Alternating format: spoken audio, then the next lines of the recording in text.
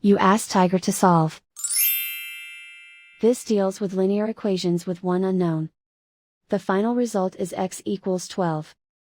Let's solve it step by step. Swap sides.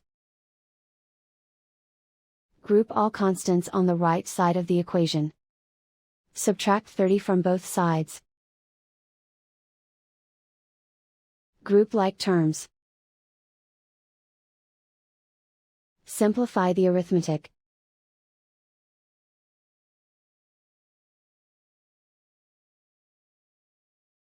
Convert the x into a positive number. Multiply both sides by -1. Remove the ones.